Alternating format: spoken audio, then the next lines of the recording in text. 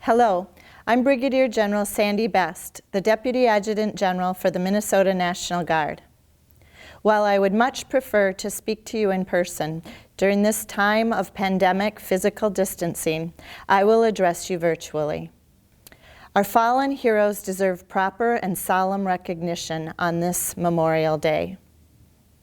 Memorial Day is a holiday reserved for remembering, honoring, and mourning military personnel who have died while serving in the United States Armed Forces.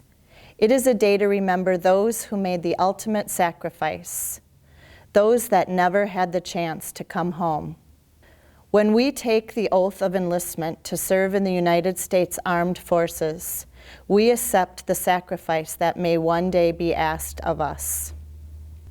On the afternoon of Thursday, December 5th, 2019, as the over 13,000 citizen soldiers and airmen in the Minnesota National Guard went about their normal day, the lives of 3 of our brothers in arms tragically ended when the helicopter they were piloting crashed in rural Minnesota. As we mourn the loss of these 3 heroes, the oath we recited to protect and serve took on a deep and personal meaning. Chief Warrant Officer 2, James A. Rogers, Chief Warrant Officer 2, Charles P. Nord, and Chief Warrant Officer Candidate Court M. Plantenberg were soldiers, but more importantly, they held the titles of dad, son, brother, or friend. The world stood still for their loved ones on December 5th, and there is nothing that we can do to take their pain away. But when we can promise to never forget, we can promise to make sure that each Memorial Day from this day forward, that someone new knows their name, hears their story, and that they are continually honored and remembered for their commitment and sacrifice to our state and country. Through the centuries, there are countless stories of Minnesotans who lost their lives while protecting our country. These Minnesotans were Marines, Army, Air Force, Navy, Coast Guard, and Merchant Marines. They were men and women.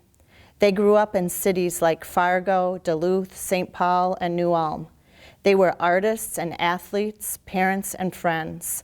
They had dreams of future happiness and success. They had family who needed them to come back home. They must be remembered.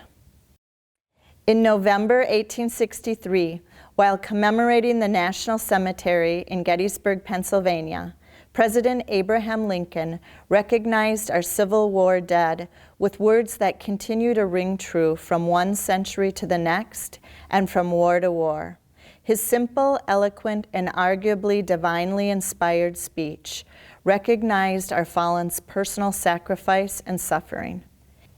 He said in part, "We have come to dedicate a portion of that field as a final resting place for those who here gave their lives, that that nation might live.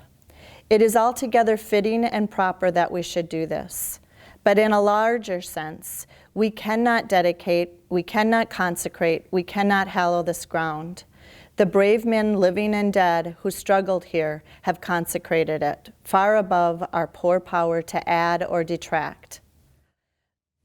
The world will little note nor long remember what we say here, but it can never forget what they did here.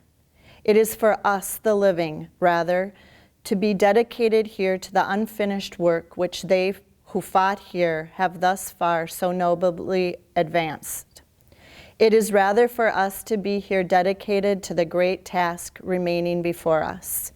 Please note, President Lincoln tells us the best way to honor our fallen is to continue working in the best interest of our nation.